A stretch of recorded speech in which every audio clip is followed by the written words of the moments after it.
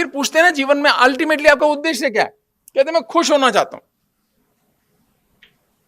ऐसा कहा जाता है कि चंद्रगुप्त चाणक्य के पास गए और चंद्रगुप्त ने कहा चाणक्य को कि मैं ये संभाल रहा हूं इतना सारा, मेरे को खुशी नहीं मिल रही।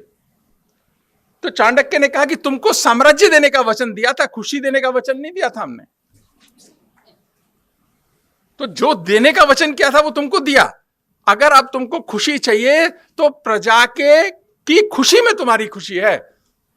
अगर तुम उसे खुश रख सकते हो तो तुम खुश हो जाओगे, नहीं तो नहीं रख पाओगे। तो जो खुशी का आधार है, प्राध्यापक की खुशी का आधार अलग हो सकता है कि क्लास में बच्चों को अच्छा पढ़ाया और खुशी मिली, तो वो क्लास पढ़ाने का आधार हो सकता है। तो रस मन में भाव लाता है और मन को साहित्य से जोड़ता है।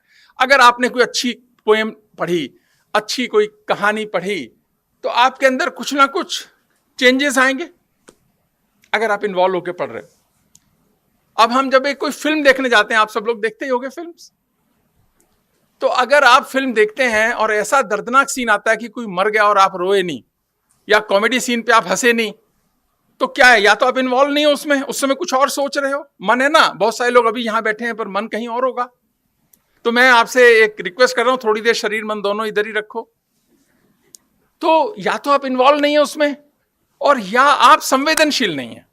दो ही बात हो सकती है, या तो आप इन्वॉल्व नहीं है, मन कहीं और चला गया, आपको पता ही नहीं लगा कि क्या हो गया, या संवेदनशीलता की कहीं कमी है। जीवन से रस अगर निकल जाए तो क्या प्रभाव होता है? ये वो प्रभाव होता है, यदि मिट्टी से पानी निकाल देते हैं तो क्या हो जाता है? मिट्टी रेत बन जाती है। रेत बन जाती है, ना उसमें जीवन होता है, ना कोई स्पंदन होता है, ना कोई हरियाली आती है उसमें से, रेत है।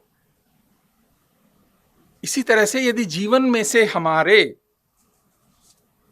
ये रस निकल गया, संवेदना का रस निकल गया, तो जीवन बहुत नीरस हो जाता है। कहते हैं ना, नीरस हो गया इसका जीवन, निकल गया इसमें से रस, नीरस हो गया।